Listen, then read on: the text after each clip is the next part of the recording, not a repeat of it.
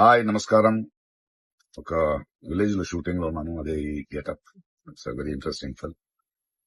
ఇక్కడ ఉన్నప్పుడు ఇప్పుడే నాకు ఈ ఆన్లైన్ లో మళ్ళీ మీడియాలో ఒక ఆన్లైన్ గేమింగ్ యాప్ దాని గురించి నేను చేసిన ఒక యాడ్ గురించి డిస్కషన్ జరుగుతోంది.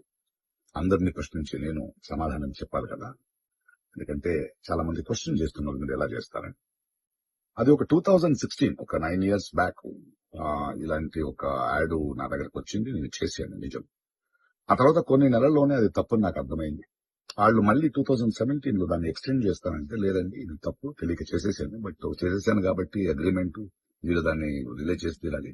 బట్ 2017 నుంచి మీరు వాడకూడదు, నేను రాను అని చెప్పేసి. దాని తర్వాత అలాంటి ఏ గేమింగ్ యాప్స్ నేను చేయలేదు. 2021 లో కూడా ఆ కంపెనీ ఇంకో కంపెనీకి అమ్మేసి వాళ్ళు దాన్ని ఏదో సోషల్ మీడియా ప్లాట్ఫామ్ లో యూజ్ చేస్తే నేను వాళ్ళకి నోటీసులు, వాళ్ళకి ఈమెయిల్, మళ్ళీ వాట్సాప్ లో పంపించి, లేదండి ఇందులో నేను లేను, ఇది చేయకూడదు, కాంట్రాక్ట్ అయిపోయింది, ఇది తప్పు అని కూడా చెప్పాను. వాళ్ళు ఆపేశారు. ఇప్పుడు అది మళ్ళీ రీక్ అయింది. దానివల్ల ఈ సమాధానం పోలీస్ డిపార్ట్మెంట్ నుంచి నాకు ఇంకా ఇది రాలేదు. వస్తే వాళ్ళకి నేను సమాధానం చెప్తాను. బట్ మీకు సమాధానం చెప్పాల్సింది నా బాధ్యత. So 2017, 9 years back for 1 year contract నేను చేసింది నిజం. అది తెలిసిన తర్వాత దాన్ని ఆపింది నిజం. ఆ తర్వాత నేను చేయలేదు అనేది కూడా నిజం.